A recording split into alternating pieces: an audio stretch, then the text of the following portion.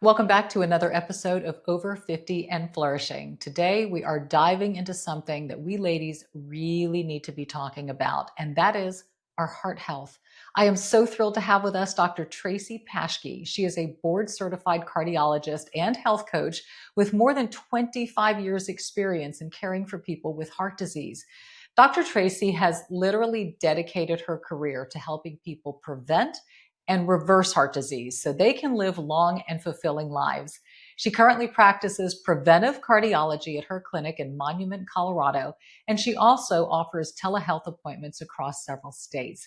In this episode today, Dr. Tracy is going to be sharing her incredible wealth of knowledge on topics that impact our heart health, including the role of menopause, inflammation in cardiovascular health, and how sleep and stress levels can influence our ticker.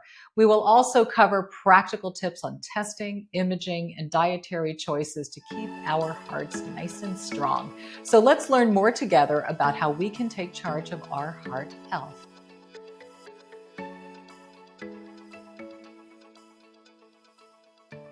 Is giving deodorant a gift offensive? Well, I think it depends. Most deodorants I've tried are less than effective. So if that gift is Lumi, then I would definitely say not.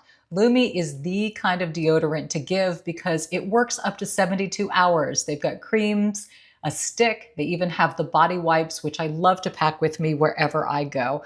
Whole body deodorant, Lumi is safe to use everywhere on your body. Lumi starter pack is perfect for new customers. It comes with a solid stick deodorant, cream tube deodorant, 2 free products of your choice, like the mini body wash and deodorant wipes, and free shipping. As a special offer for listeners, new customers get 15% off all Lumi products with our exclusive code. And if you combine the 15% off with the already discounted starter pack, that equals to over 40% off their starter pack.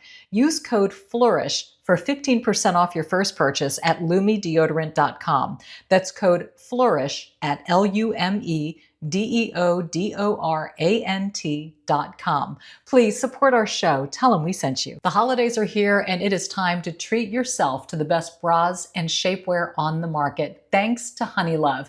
In fact, as I record this particular ad, I am wearing Honeylove's bestseller, the Crossover Bra. It is so comfortable. It is sure to be your new go-to. It gives you all the support of traditional bras without any of the messy, bulky underwires that just pinch and bind. Listen, treat yourself to the best bras and shapewear on the market. Just shop Honeylove's holiday sale and save an additional 20% off site-wide at honeylove.com/over50. Use our exclusive link to get 20% off. honeylove.com/over50 to find your perfect fit. After your purchase, they're going to ask you where you heard about them. Please support our show. Tell them we sent you.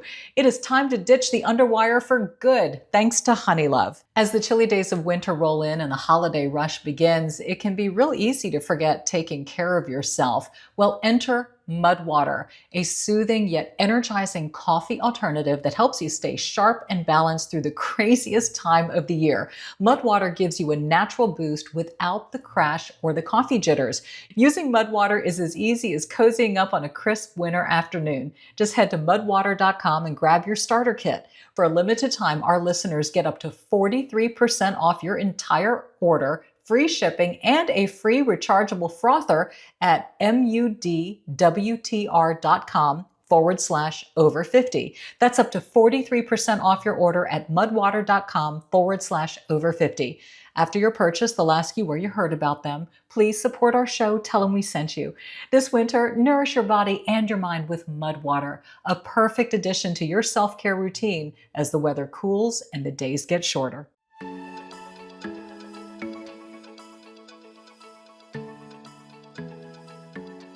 Hi, Tracy. It's really good to have you today on Over 50 and Flourishing. We talk a lot on this podcast about what flourishing means, and we've been a little health-centric lately, which I think is important, especially as we go into the holiday months when there tends to be a little bit of overindulgence. Do you know what I'm saying? And we tend to take on a little too much in terms of food and stress and family pressures, and we don't really think about the consequences of all of those things, coupled with everyday life.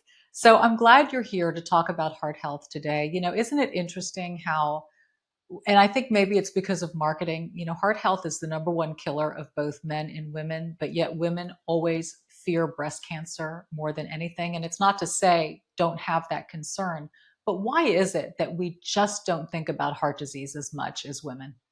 Well, you're right. It's a good question. And I think marketing is some of it, right? We hear a lot about breast cancer awareness through the Susan Komen Foundation. So I think there's been some missed opportunities there. But yeah, so heart disease kills more women than all forms of cancer combined. And Mm, most women don't know that, I think. So that's why I like to take these opportunities to help people understand that so we can be more yeah. aware and take better care of our health. Give us a little bit about your background. I mean, you are a certified cardiologist. You deal with heart health in terms of prevention and awareness. So, kind of walk us through the scope of what you do. Sure. Yeah, so I'm a board certified cardiologist and I've been a cardiologist for over 26 years and taking care of people in the typical cardiology setting, which is when people come in having a bad problem like a heart attack or a heart failure or an arrhythmia. So, Yeah. after doing that for a long time, I realized that there was a missed opportunity, right, where we can help people the 20, even 30 years before those acute events, help them prevent those heart attacks and strokes and heart failure. So I decided a few years ago to focus my practice on preventive cardiology. So that's all I do now is help people prevent those events. Aha, which is a lot of functional medicine. And where we're headed is instead of putting the band aid on things that are broken, let's try not to break things in the first place. Right. So, when we talk about preventative measures for heart disease, it's a lot, it's multi pronged. So, talk to us about how you would talk to a patient about that.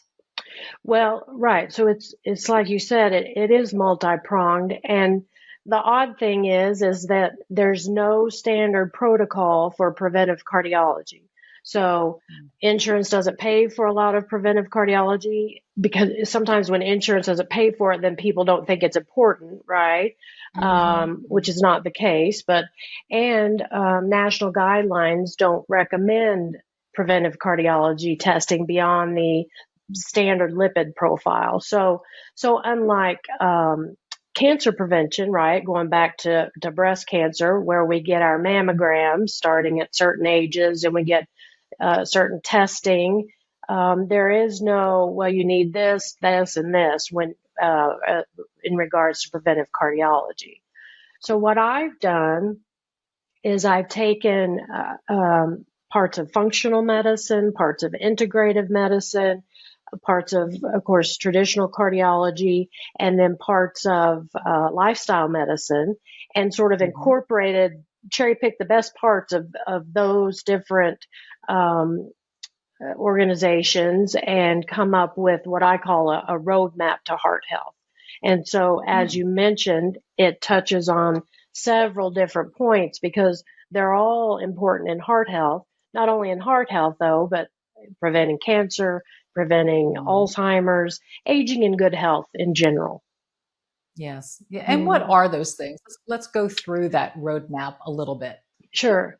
So in my practice, I start with an extensive intake and review, right? So, the average visit with your primary care doctor these days is 7 minutes. So I spend an hour and a half with patients. We go over family history, stress. People keep a 3-day food diary so I can see what people are eating. Just a good overall sleep patterns, a good overall picture of where we're starting, right? Because we have to know Mhm. where we are at baseline to figure out what we need to tweak. So then I get so the standard lipid panel is just kind of the tip of the iceberg, right? So if we look Mhm. a little bit deeper, we look at things like ApoB, LP little a, NMR, And lipid. what are those things? Because So that the sounds like alphabet soup Yep, to a lot of people. physicians do that a lot, don't they? Um, Yeah. so these are what we call advanced lipids. So the easiest way to understand it, that standard lipid panel that we all know, the total cholesterol, HDL, LDL, and triglycerides, right? Mhm. The LDL, we know that LDL is the bad cholesterol. Well, the LDL on a standard lipid panel is a calculated concentration value. So it's not even an actual number, right? But we can get more in depth on the number of bad particles, right? So these are Mhm. looking at things like ApoB. So ApoB is a little molecule that's stuck onto these lipoproteins that actually measures more directly the bad cholesterol. And then things like LP little a, this is another little particle that's not measured on the standard lipid profile, but we know is associated with increased plaque burden, increased blood clotting.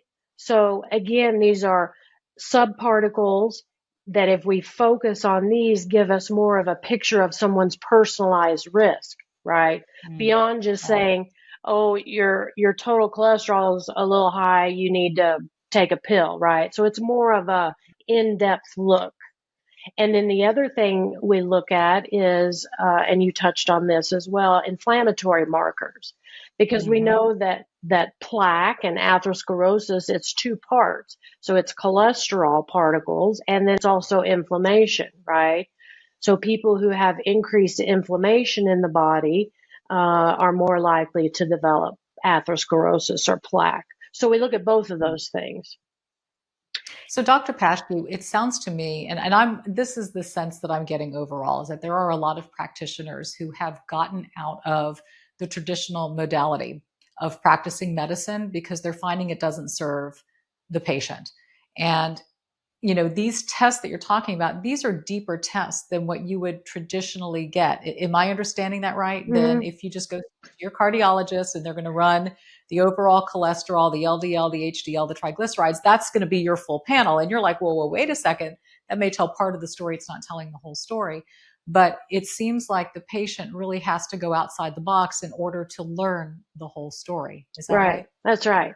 And sometimes even, physicians unfortunately can be gatekeepers on some of this stuff, right? I mean, I see people every day that tell me, I asked even my cardiologist to check an LP little a, and they said, I don't need that. Well, checking an Mm. LPA at least once in your lifetime are standard guidelines in Europe and are likely to be in our standard guidelines here next year. So this is like, it's not foo-foo medicine, right? It's normal stuff. Yeah. We're behind the curve. Yeah. Yes, that's right. And so yes, as a patient, as a person who's concerned about their health, sometimes you have to advocate for your health. And advocate for these different, especially like people who have a family history of heart disease, right? Mhm. And again, I hear this story all the time. Someone has a strong family history of heart disease. Maybe their dad had a heart attack in his late 50s and their brother had a heart attack in mid 40s, and they go see their physician, their primary care physician, and their cholesterol panel is okay, right? And that's sort of the end of it. Well, that should just be the beginning of it, right? So Mhm. again, what's the ApoB? What's the LP little a? What do your lipid particles look like? How are your inflammatory? Do you have inflammation in the body? Elevated CRP? You may have heard of that. Mhm. Um, Mhm. and then the second part is advanced imaging. So I send a lot of people for imaging of their arteries, right? Because Mhm. again, the analogy being a mammogram where we look at breast tissue to look for an abnormality. Well, we do have the technology to look at our arteries and see what's going on there, right? So we don't even have to go by the lipids or the family history. We can see exactly what you have, right? And that's the basis of personalized medicine. What exactly do you have? And so tests to do that. Um, There are different ways to do it. There's a CIMT, which looks at thickness of the carotid arteries, which Mm-hmm. correlates to plaque in the heart arteries. Is There's, that the ultrasound of the yep, carotid? that's Yeah. right. Yep. And we know that there's a high correlation between problems in the neck arteries and problems in the heart arteries. But again, kind of the downside of CIMT is we're not looking directly at the heart arteries, right? Mm-hmm. So then sort of the next test up would be a calcium score. Calcium score test is pretty easy to get, lots of places, usually around $100, and it looks at calcium in the heart arteries, Right. which is a good screening tool. Again, it has some downsides in that it's only picking up calcified plaque, so not soft, sort of what we call unstable, vulnerable plaque. So the best test really is sort of the next level up. That's CCTA. So CT of your coronary arteries. So it looks in, they make get pictures and can create a three-dimensional picture of your heart arteries. They can look directly in your arteries, see if you have blockage, how bad it is, what kind of plaque, how much occlusion. And then sort of the latest, greatest thing is we can actually send those CCTA pictures off to be analyzed through a company called Clearly. So they actually do software. It's an AI analysis of the plaque that, Huh. yeah, that tells us if the plaque is hard, stable plaque or if it's calcified plaque, or if it's hard, stable, calcified plaque, or if it's soft, more unstable type plaque, and even can see inflamed plaque. So it gives us great pictures. Wow. And So there's nothing like seeing your own arteries, right? absolutely. Right. Yeah. To know. I mean, do you know what it sounds like to me, Dr. Paeschke? It sounds like there's this whole world over here of Mhm. all of these opportunities, advancements, developments, and nobody knows about it. Yeah. Nobody's being told about it. And we're just scratching the surface when we go to our doctor to find out what's going on inside of us. This is fascinating to me. I'm looking forward to learning a lot more. Most importantly, helping a woman who's listening today possibly get the tests that she needs to save her life. So we are talking with Dr. Tracy Paeschke, a cardiologist who has kind of moved off into the new world of cardiology, which, as you're hearing, is multifaceted and looks at far deeper roots than what we're used to seeing. And we're going to find out more about that, some causes of heart disease, and practical things we can do to put ourselves on the right side of that equation right after this quick break.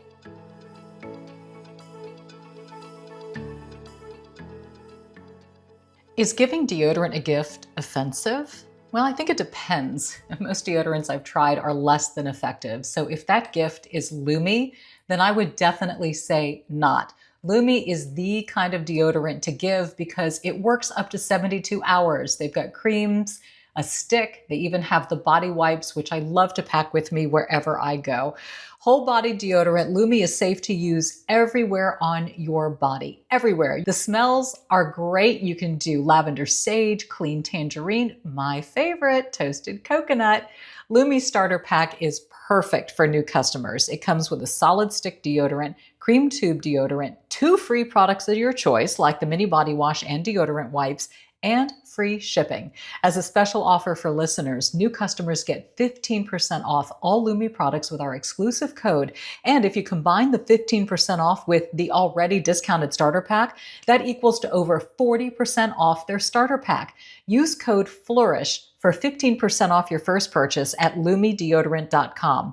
That's code FLOURISH at LUMEDEODORANT.com. Please support our show. Tell them we sent you. The holidays are here, and it is time to treat yourself to the best bras and shapewear on the market, thanks to Honeylove. In fact, as I record this particular ad, I am wearing Honeylove's bestseller, the Crossover Bra. It is so comfortable. It is sure to be your new go-to. It gives you all the support of traditional bras without any of the messy, bulky underwires that just pinch and bind. This bra adds a touch of sexy, but it also has a huge touch of comfort. And have I even mentioned the Superpower short? If you're looking for that all-in cinching around your torso and your hips, great for holiday dresses. Listen, treat yourself to the best bras and shapewear on the market. Just shop Honey Love's holiday sale and save an additional 20% off site-wide at honeylove.com/over50.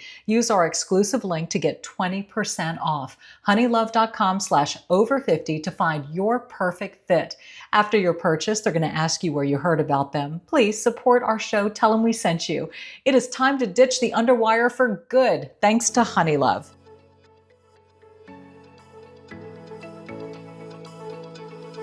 My guest today is Dr. Tracy Paeschke, and she is blowing the lid on how we detect and look for heart disease, even how we test it, and what doctors should be thinking about. Wow, Tracy, you've given me a lot to think about, which only means the questions are piling up in my brain because that's how a journalist works. Yep. I'm so fascinated by what you're telling me, and it gives me so much hope about, what is out there and what's on the horizon, and that we should never look at things for face value.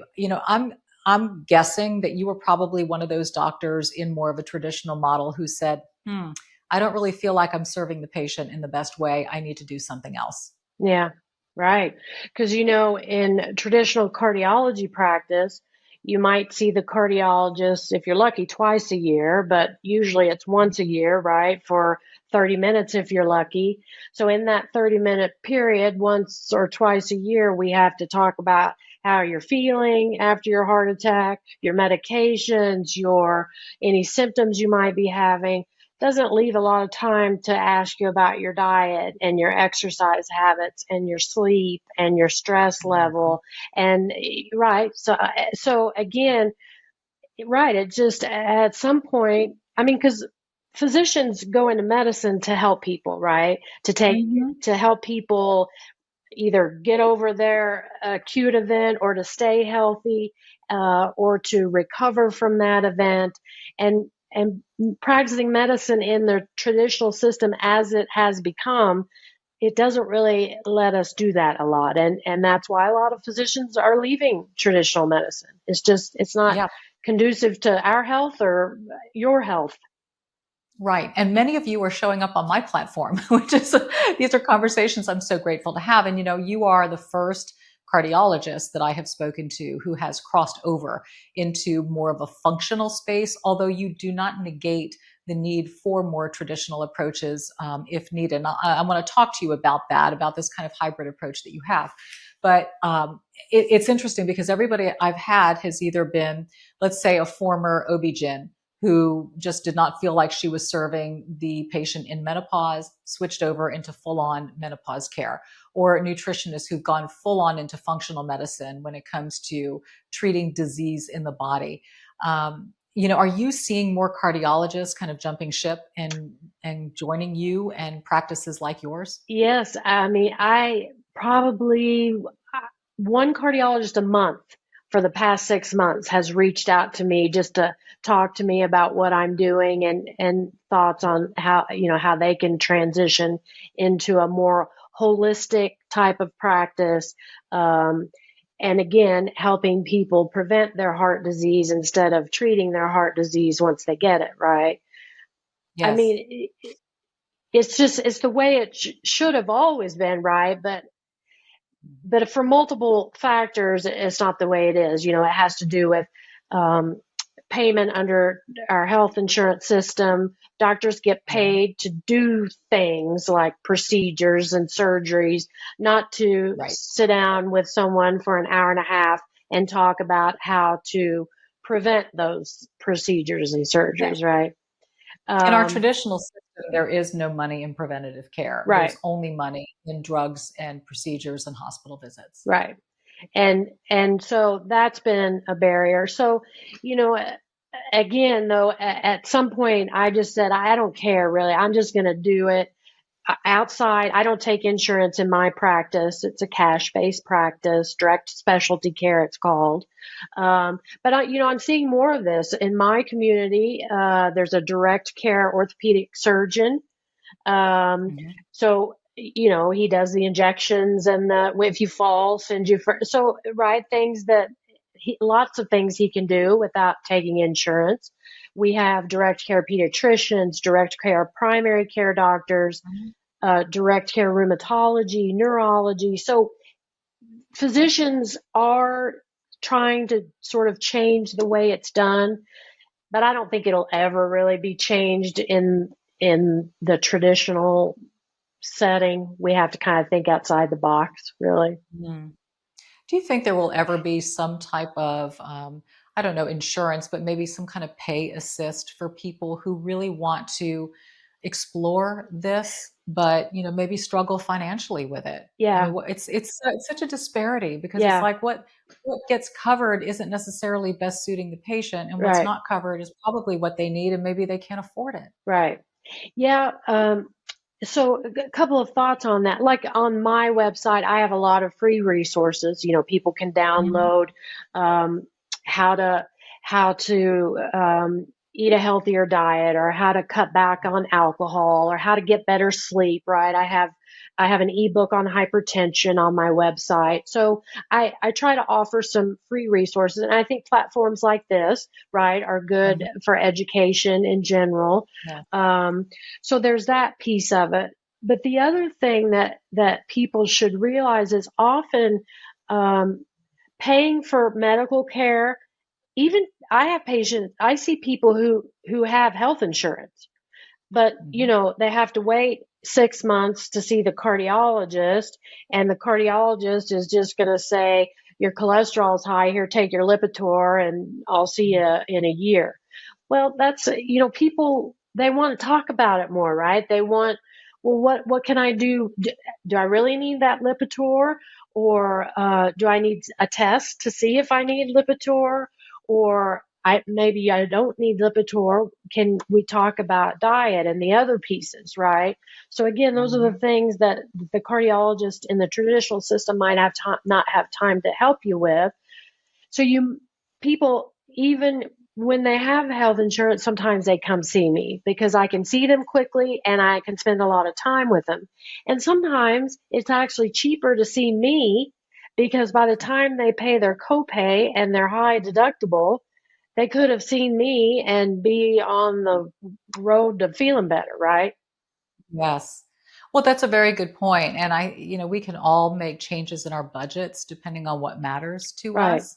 And so, there are always ways to shift things. It just depends on, what's the priority and what you save for. But these conversations are so important to have because a woman may decide, you know what, this may not be covered for me, but this matters for me, and I'll make right, adjustments elsewhere to right. make this happen. So, good to know that too. And I wanted to say something else. I think that's been sort of a consequence of our health insurance system, right?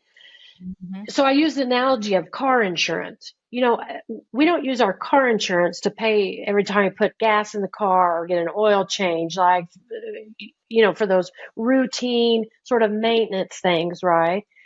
But Mhm. but somehow the insurance system has taught us that we have to use our health insurance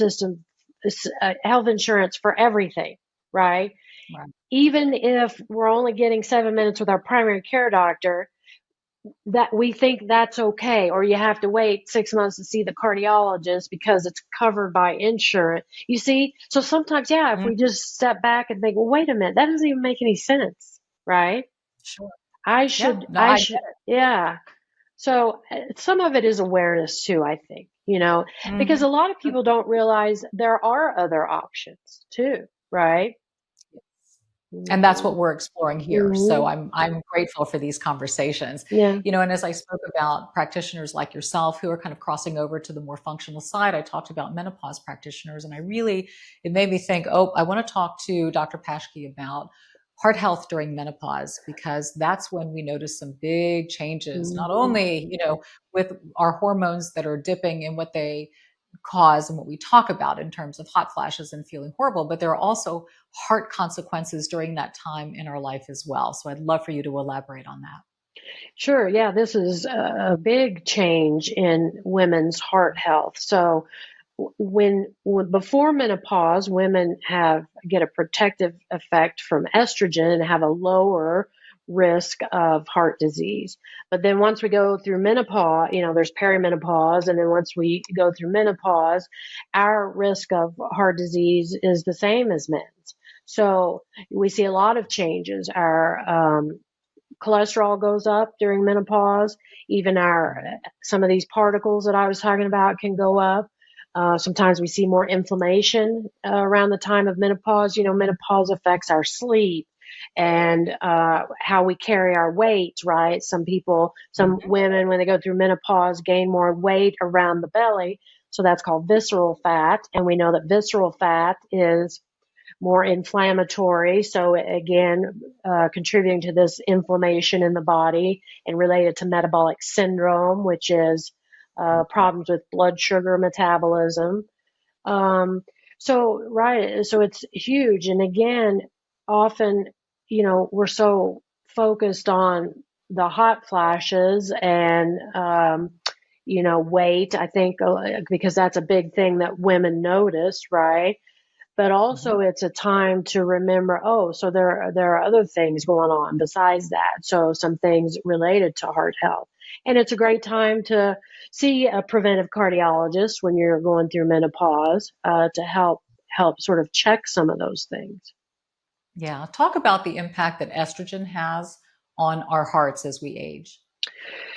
Yeah. So, estrogen, so we do get a protective effect from estrogen before menopause. And then there's all this controversy surrounding estrogen replacement regarding heart health. When I was in training, we used to put all women on hormones because the American College of Cardiology recommended this. It was in our guidelines to protect women from heart attacks. And then, of course, the big women's health study came out that showed increased risk of heart attacks and strokes. And then everybody stopped using estrogens. Well, we've come a long way since then, right? So it's still, I don't think it's all sorted out yet, right? So, they think now it has to do with time after menopause, right? So if you're in the first 10 years or so after menopause, hormones might be helpful. And the way we take the hormones has an effect, whether it's transdermal or transvaginal or a pill. So I think regarding heart health, it's still, the data is still emerging. As it stands now, the American College of Cardiology doesn't recommend a hormone supplementation to protect the heart. In other words, not for that specifically. But again, I think it's good to keep an eye on this data because it changes. Yeah, absolutely. Are there specific symptoms? Women talk about not only hot flashes, but heart palpitations. Is that happening because of a lack of estrogen? And is that risky? A lot of women get very fearful of that as they go through menopause. Yeah, so it can be caused from multiple things, but yeah, so palpitations is the term for feeling your heart like skip or flutter in your chest. And palpitations are more frequently noticed as women are going through menopause. And it depends so palpitations is just sort of the general term for what people feel. So whenever people feel that, we usually do some sort of investigation to see what's causing the palpitations. Oftentimes it's skipped beats like PACs or PVCs, which are considered benign if you don't have too many of them. Sometimes it can be a different kind of arrhythmia like SVT or atrial fibrillation, which may have some different implications. So yes, all these arrhythmias are more common. Again, it has to do with changes in hormones as we go through menopause, yes. But it's very common. And often once we get through menopause and our hormones even out again, it kind of calms down. But remember Oprah. Do you remember that? Like 10 years ago, she did like a whole episode. She had palpitations when she went through menopause, and it scared her. Yes, it can be very scary. It can be scary. Yeah. For sure. Talk about the difference between that. You mentioned arrhythmia. A lot of women have arrhythmia. Is it bradycardia, tachycardia? Am I close? Close. So bradycardia is slow heart. Bradycardia. Yep. Bradycardia is slow heart rates, so less than Okay. 60. And Okay. tachycardia is fast heart rates above 100. Some people, so let's say a very fit runner, might have a Mm. resting heart rate in the 40s or 50s, right? So that would be normal for her. But if you're a 70-year-old woman and your usual heart rate is around 70, and now all of a sudden your heart rate is 40 or 50, then that would be abnormal, Mm. right? Um, Got it. so this gets back to know your numbers, right? And Hmm. I am a huge advocate for knowing your numbers. So Right. you should know your heart rate and your blood pressure. You should, just like we Right. know our weight and our height, right? You should know your Yes. heart rate and your blood pressure and your cholesterol and your hemoglobin A1C, right? That's a Hmm. marker for metabolic syndrome, insulin resistance, blood sugar Hmm. problems. Those are important ones. ApoB and LP little a are important to know too. Those two markers that I mentioned. Got it. A lot of us wear these fancy aura rings, Yeah. things that talk to us about our hearts. I'm going to ask you about these after we take a quick break and thank our sponsors right after this.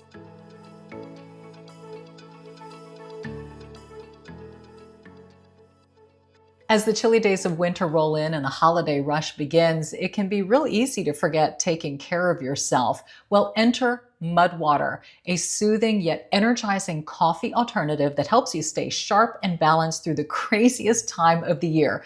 Mud Water gives you a natural boost without the crash or the coffee jitters. You can make it just like you make your coffee, add the hot water, or you can do a latte with it if you still enjoy a nice, maybe cold iced latte. Mud Water is your holiday self-care ritual in a cup. It's packed with antioxidants and wellness benefits that will nourish your body while keeping you centered and clear-headed throughout the chaos of the holiday season. Doesn't that sound great? Using Mud Water is as easy as cozying up on a crisp winter afternoon. Just head to mudwater.com and grab your starter kit. For a limited time, our listeners get up to 43% off your entire order, free shipping, and a free rechargeable frother at mudwtr.com/over50. That's up to 43% off your order at mudwater.com/over50. After your purchase, they'll ask you where you heard about them. Please support our show. Tell them we sent you.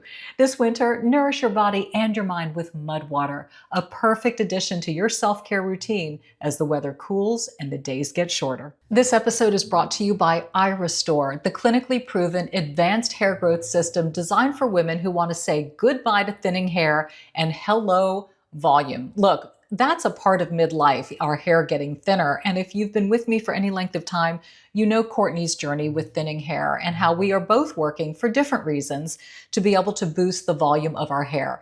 If you're tired of dealing with thinning hair or hair loss, listen up. The iRestore Elite is the most powerful device on the market, packed with 500 lasers and LEDs to provide maximum scalp coverage to help you grow thicker, longer, healthier hair.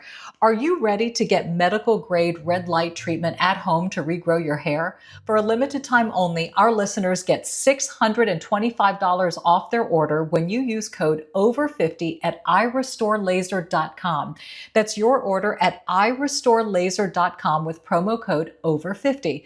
Hair loss is frustrating. You don't have to fight it alone thanks to iRestore. Are you like me with boxes full of old VHS tapes and discs that never ever get seen and are just collecting dust and probably getting ruined? Can I encourage you to do what I did and ship it all off to iMemories? Let me tell you, it is the best way to preserve and keep all of those old precious memories. I just loaded my tapes onto the Safe Ship kit, sent it in. They organized it all for me. They even split my movies into scenes so I could easily find my favorite memories. The iMemories app then lets me enjoy and share my movies from any device. It's so easy. So load into the Safe Ship kit. Let them digitize your cherished memories and then you stream and share them. Doesn't that sound like a winner?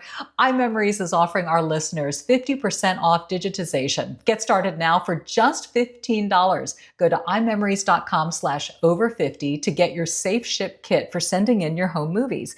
Then use our promo code over50 for half off your digital conversion. That is imemories.com/over50. Welcome back. We are having such a fascinating conversation with Dr. Tracy Paeschke, a cardiologist, but she is an outside the box cardiologist, as you are learning, and so am I. Has very much a functional approach to heart health. And there's good reason, as we mentioned at the beginning of this podcast, heart disease is the number one killer of both men and women. And you said more than 4 cancers combined. More than Correct? more than all cancers combined. You know, why is my first question. Why are we dying from heart disease more than anything else? Multiple reasons. So these are all the parts on the roadmap, right? Mm-hmm. So some of it's genetic, certainly, but the American Heart Association estimates that 80 to 90% of heart disease is avoidable through lifestyle modification. Okay. Mm-hmm. So that's a huge, that's an empowering message, right? So that we can affect our heart health, right? And so it's multiple things. Diet, right? So diet's huge. And the standard American diet is a lot of meat and potatoes and Fried processed food and processed food and everything in the middle of the aisle in the grocery store, and fast That's right. food and Yeah, things that are cheap, which aren't always healthy. that's right. And it's a Yeah. huge driver of obesity, insulin resistance, metabolic syndrome, high blood pressure, diabetes. So food is huge. So sleep is huge.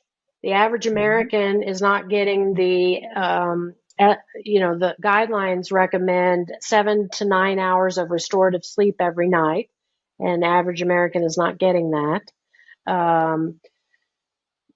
Stress is part of it. We live in a very stressful time, right? We have stress with our aging parents and our kids and our partners, our jobs, our finances, our everything. Yes. our stress on the other side of the world that we're bombarded with, right? So all these things affect our stress levels, which again, all these things that we're talking about are related to inflammation, right? So chronic stress increases cortisol and adrenaline, puts us in this fight or flight. That's right.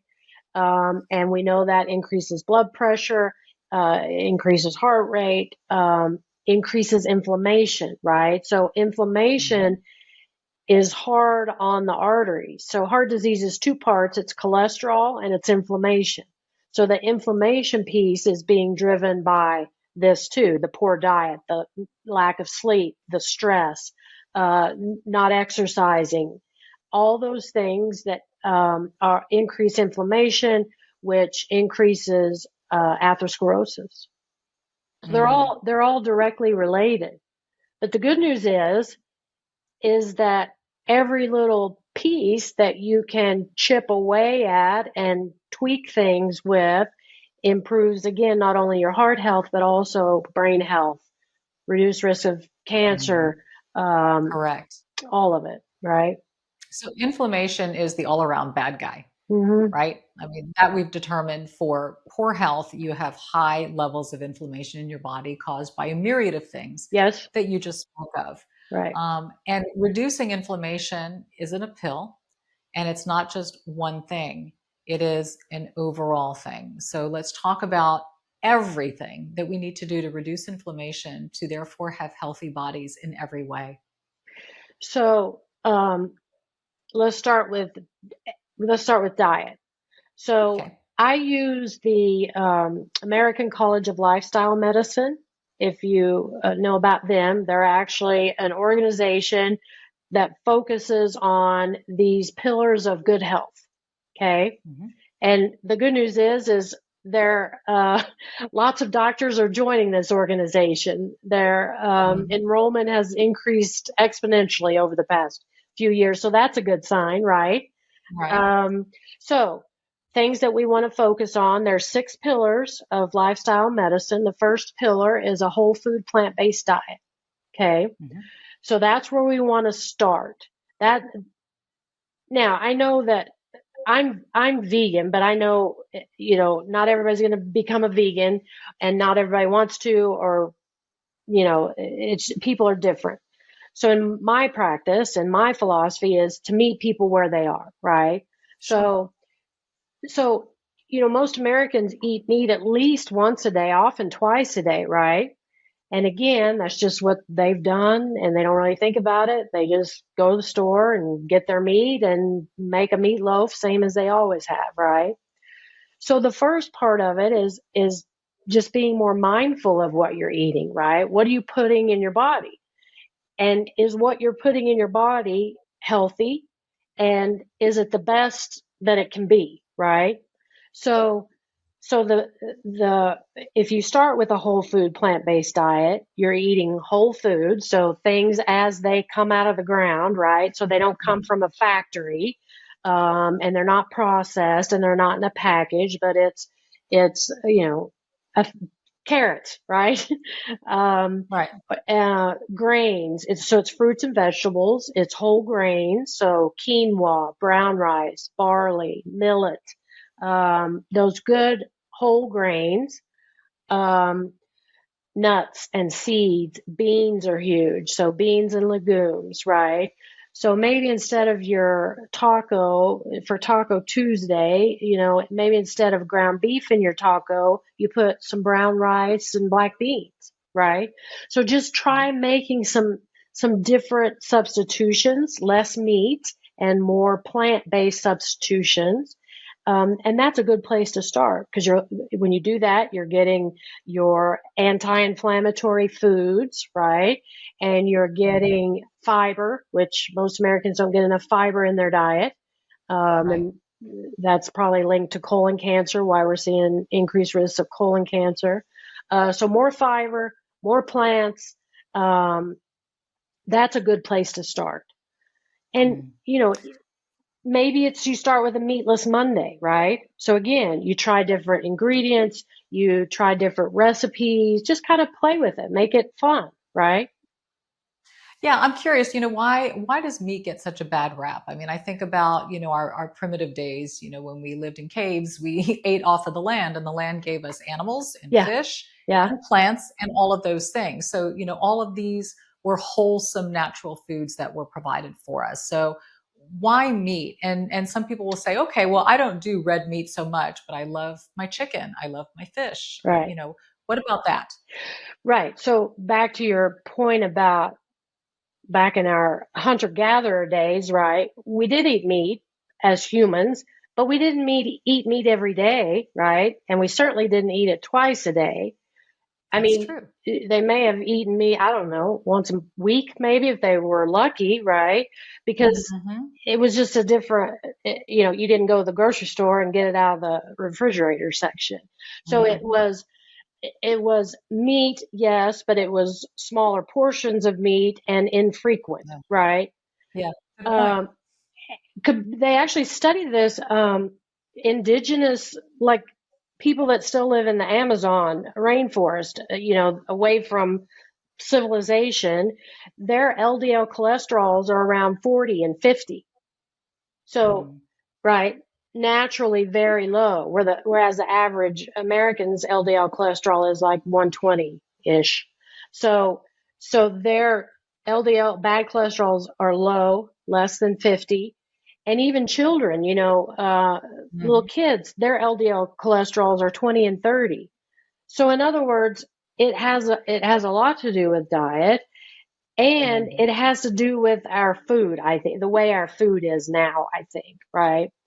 So the Yes. the problem with meat is it contains a lot of saturated fat, right? And so that's where we get into issues with meat. So Yeah.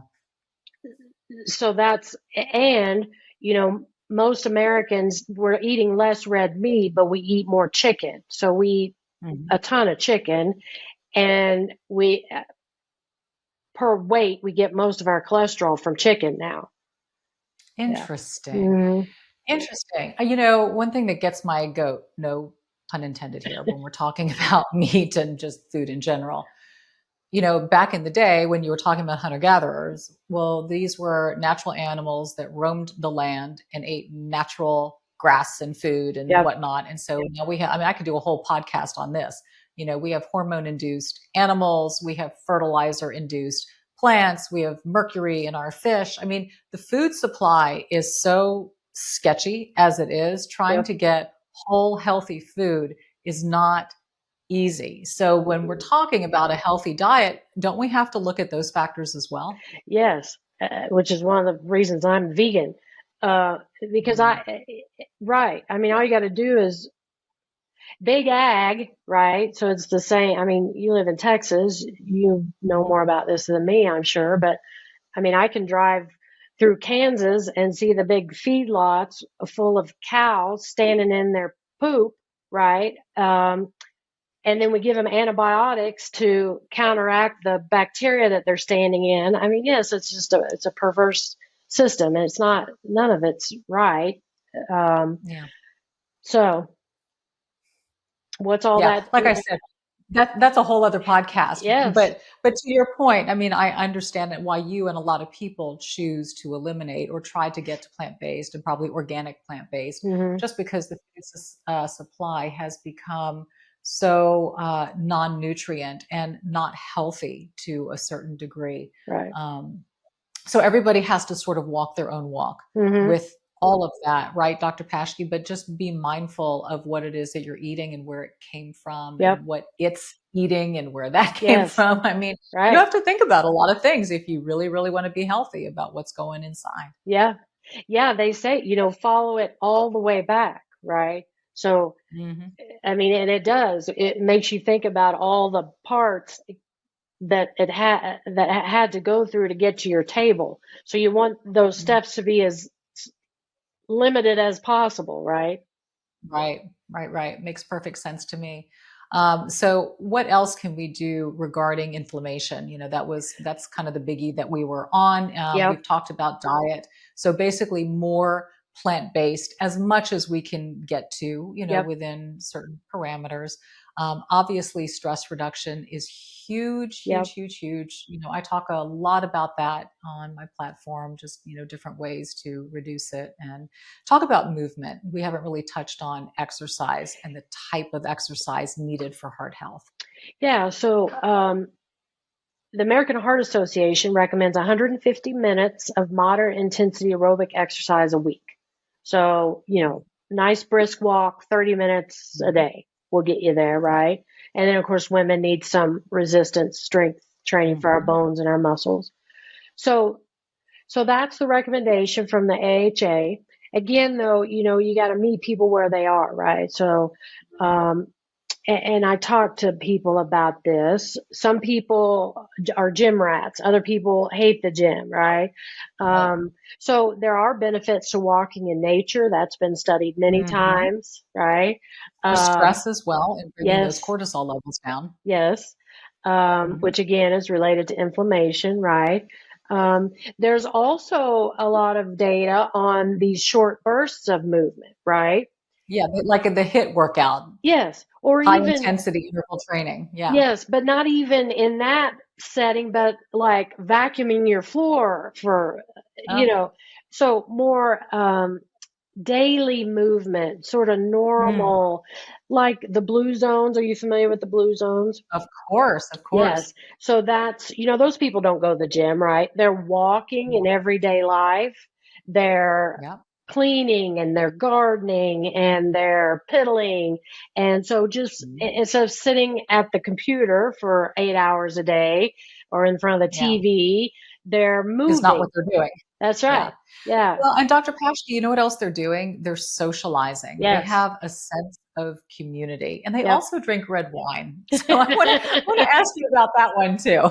Yeah. What So, about the red wine? right. I do not advocate that people drink alcohol. Um, Right. but in all seriousness, this used to be the cardiologist used to say, oh, you can have a glass or two of red wine every night, right? It's good for your heart. Mhm. Um, Sure. so they've relooked at that data and it's probably not as good as they thought it was. Alcohol is Mhm. inflammatory. Alcohol affects your gut microbiome and it's sugar and it's All calories. all alcohol, right? Yes. All Well, alcohol? yes. Doesn't matter. Yeah. Mm. And, alcohol it's actually a direct toxin to the heart. So we know people who drink large quantities of alcohol can actually get weakening of their heart muscle. It's an alcoholic Mhm. cardiomyopathy. So that's how much it can affect the heart. Now, Wow. right. So in smaller amounts, it usually doesn't cause that, but it gives you some indication that it can, right? Mhm. Alcohol also increases blood pressure. Mhm. So that's something to think about. And it's horrible for our liver, obviously, but also for our brain health as we age, right? Mm. So Yes, I try to get people to not drink alcohol. at Yeah, all. at all. Is there a do you have like a cutoff, maybe 2 glasses a week, you know? No, I say at Not all. nothing. Nothing. You know what? It's so funny. I went alcohol free for about 10 years, and I'm not a big drinker at all. I mean, I'm maybe, a glass of wine or two a week. I'm not a big drinker, but I do enjoy it on a Friday or Saturday night. Just having a glass of wine with my dinner is just sort of a part of the experience. Yeah, But I went 10 years no alcohol.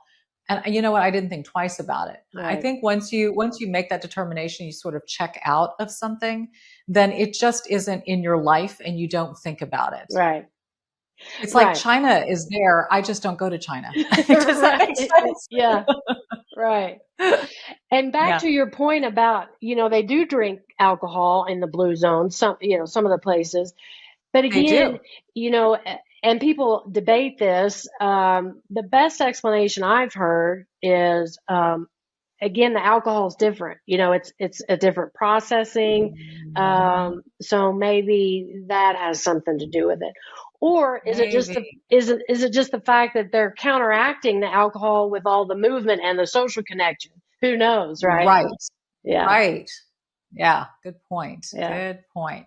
Okay. So we've touched on movement. Talk about sleep. How much, when, what about even just time in prayer, time in meditation, even just like little snackables, I like to call them, of relaxation? Yeah, so I put that under stress management, right? Hmm. So prayer, meditation, sitting in the hot tub or the sauna, or Hmm. reading a book for pleasure, journaling. Those are all great Yeah. ways to walks in nature, all great ways to lower our stress levels, right?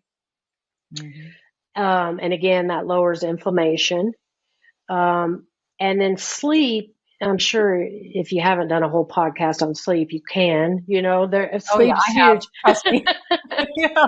Trust me, been there. Yeah. So the short version is, we need 7 to 9 hours of restorative sleep. So not just Hmm. crappy sleep, but good, deep, Yeah. Yeah. Yeah. Yeah. restful Deep sleep. sleep, REM. Yes. Right. Because sleep is what cleanses our brain, right, of all the day's Mhm. toxins. Helps us think better and we feel better physically and mentally. So I tell people to do a good sleep routine. So we need good sleep hygiene, this is called, right? Right.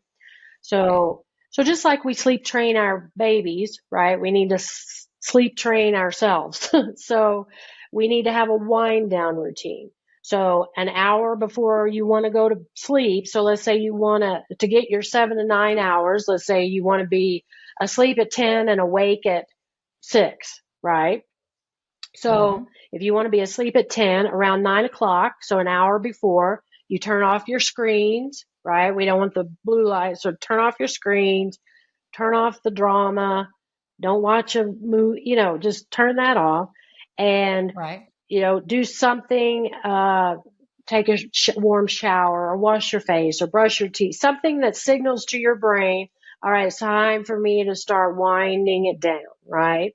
Mhm. Um, so maybe you turn down it should be cool and dark and comfortable in your bedroom, right? Mhm. So no TV in the bedroom, no chaos, right? It's a peaceful Mhm. oasis.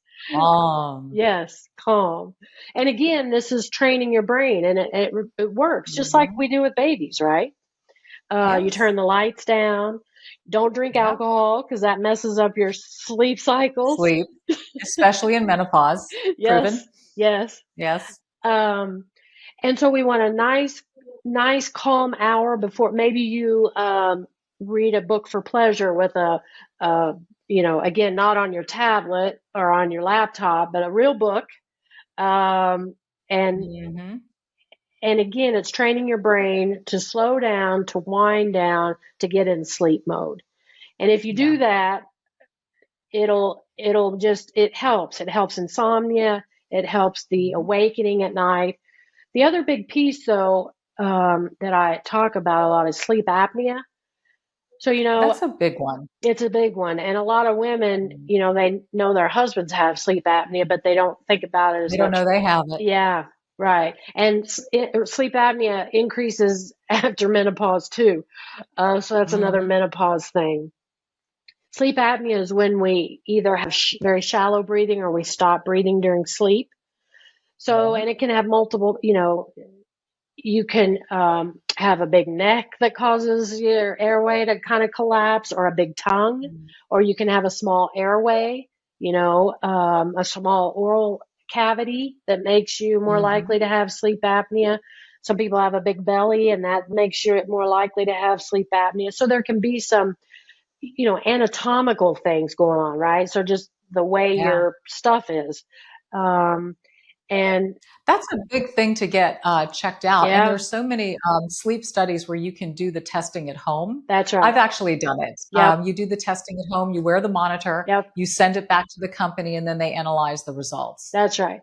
And I do that. In my practice, I have a Okay. device that I screen. I try to get everybody to screen for sleep apnea. Now Mhm. my practice, we're at 7,500 feet here. So a lot of people have sleep apnea related to altitude where I live. Yes, Um, good point. but there's a very strong correlation, not only with sleep and brain health, but sleep and heart health. Mhm. Because again, poor sleep increases inflammation. It also increases risk of arrhythmias like atrial fibrillation, Mhm. increases risk of stroke and heart failure, and even sudden death. So there's a huge connection. Mhm. And again, we used to think that it was just kind of the linebacker looking guy who had sleep apnea, right? Mhm. But it's not the Not case. so. Mm-mm. Yeah. So we have to look. Tell me. Yeah, you look you clearly you're looking at We're everything, and I'm looking at so it. curious. Yeah, as we kind of button it up today, this has been so helpful and informative, and I'm sure incredibly rewarding for you as a Hmm. practitioner to affect such powerful change in people's lives, and knowing that you're not just giving them a pill to take care of one thing, but you're giving them a methodology to take care of their entire lives for the rest of their lives. You're enabling people with such great information. And I'm curious, is there any maybe one story that stands out to you? Any one particular patient's case where they came to you and they presented with this, and after working with you, they're now this? Right. So, well, I have, I think of several people, but the classic sort of, so I have a lady that came to see me. She's in her 50s, and she had a very strong family history of heart disease. So lots of Mm, people in her family die young. Um, mm, and she had this elevated LP little a. Again, no one, she'd been going to doctors for years, and oh, everything looks okay. Well, her standard lipid panel did look okay, but when we dug a little deeper, her LP little a is very high, like in high mm, risk high. Um, so then we made some tweaks in her lifestyle and started her on a prescription medication to help get her cholesterol way down. We had gotten some imaging of her arteries in there, and she had very mild plaque, but still at the stage where we can affect some change. So started her on a prescription medicine, and her markers and numbers are remarkably improved. So her, she should do well, right? So just because, Right. again, just because you have a little plaque, or you have elevated cholesterol, or you have high blood pressure or diabetes, doesn't mean you have to just let those things kind of get worse till you have a heart attack. That's not what we want to change those things, reverse them if possible, or if we can't reverse them, at least control them exquisitely, right? So you don't have that heart attack when you're in your mid 60s. Right.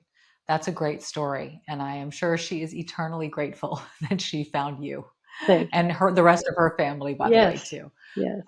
Dr. Paeschke, what a wonderful, insightful conversation. Just Thank so you. thrilled to hear what you're doing. And I'm sure you've piqued a lot of women's interest today. So if they want to find you, want to learn more about you, where can they go? Best place is my website, www.hearthealth.care.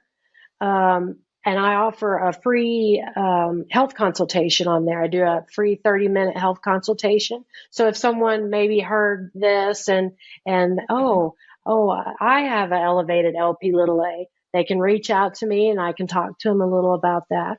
And then they can see if they want to come work with me. Great. Well, we'll also put links to you as well in the description portion of this podcast and on YouTube. So they can click that link and come find you. But I am so glad that I found you and we were able to have this conversation. It's been an absolute delight. And I just wish you continued health, good health and wellness for you and for all those that you care for. Thank you very much. Thank you. Really happy to have this conversation with Dr. Paeschke today. It's the first time that we've solely focused on cardiovascular health in women. And it's really, probably one of the first videos I should have done, just considering how staggering the numbers are. But I am so grateful to have this conversation in the mix of available podcasts to you. We do cover a lot of health issues. We also cover a mix of beauty, lifestyle, and wellness. I try to get everything on this platform that matters to you in midlife. And if you have any thoughts or ideas for me, I love to hear from you. So the comment section is where you can do that. Just let me know if you're watching on YouTube. Don't forget to subscribe to the channel, by the way. That would be so helpful. And if you're listening on Apple or Spotify, rate, review, subscribe, and share. RRSS. That's how we roll around here. Thank you for looping in so many of your friends, your family, your sisters, your mothers, your daughters. We are growing beautifully, and I am so grateful for that. I'm grateful to provide wonderful thought leaders just to help spark thought in you and get you living your best life in midlife. Thanks for being here. I will chat with you next week.